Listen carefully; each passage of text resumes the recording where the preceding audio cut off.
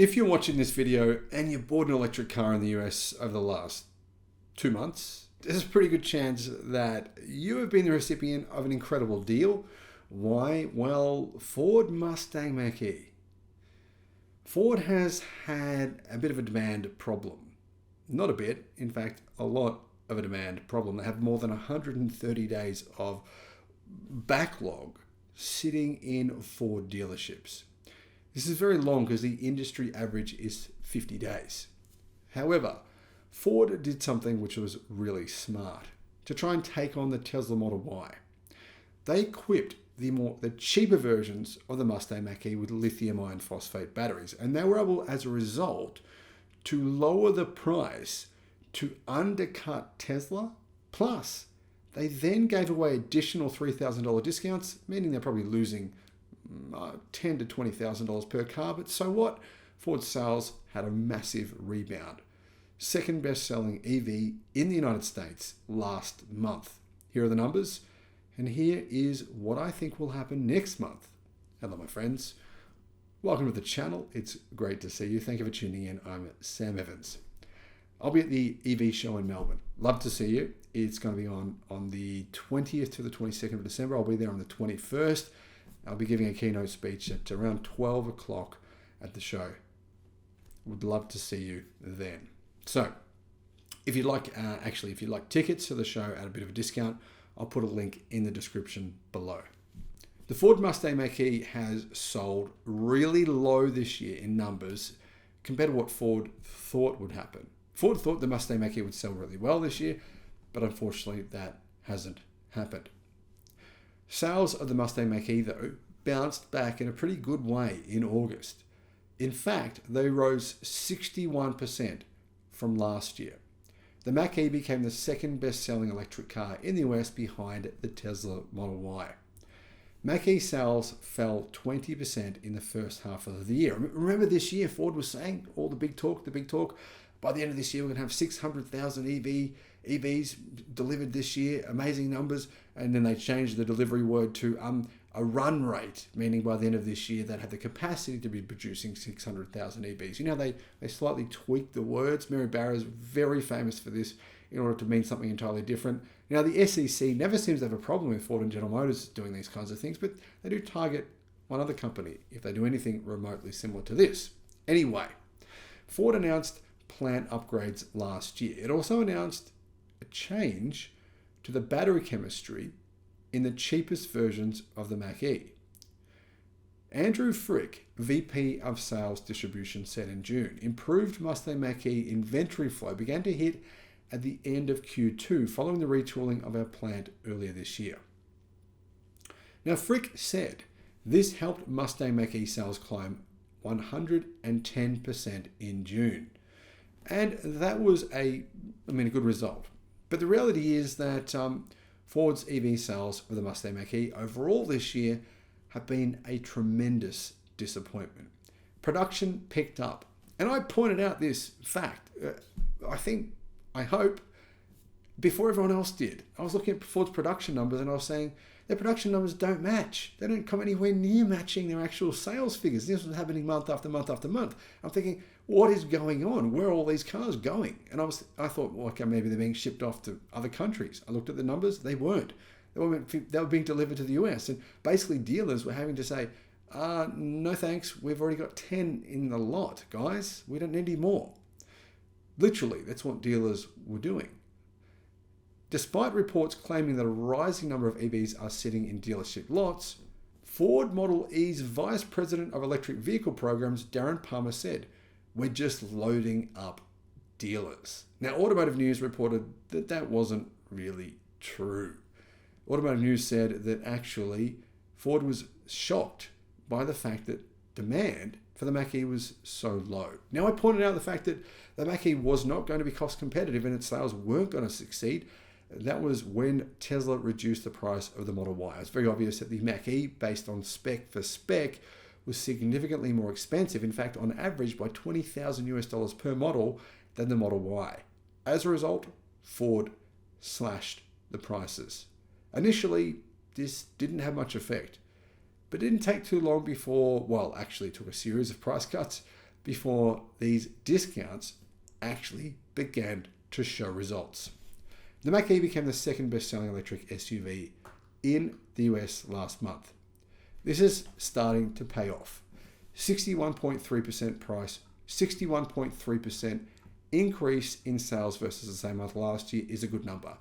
That means Ford delivered 5,033 Mach-E's in the month of August. To give you an idea of just how successful this number actually was, Ford only delivered 8,600 from April, May to June. So over a 3-month period, Ford delivered on average around about 2,700 per month. In other words, they've doubled their sales numbers compared to what they've averaged this year. Now, one of the things Ford has done, which hasn't really been reported much, is they've offered new lease and retail offers. So bigger discounts on not only buying the cars, but also leasing them. And I mentioned this fact, Ford is giving away money. It sort of is. I mean, offering customers 1% interest. In some cases, Ford was actually offering 0% interest on loans for the Mach-E. Over the period of 3 to 5 years, if you include the value of inflation, which has been drastic and insane over the last 12 months, those loans could come back to bite Ford. Anyhow, Ford have also offered $3,000 bonus cash incentives on Mach-E's and GT models over the past few weeks. So we could see even better sales in the month of September. As for leasing, Ford offers included $400 per month leases for 36 months, which is an incredible deal. It's about the cost of in fact, it's I think less than a Toyota Camry. Plus, they've offered a lease with a $5,200 down payment only needed on signing. It's a very small down payment.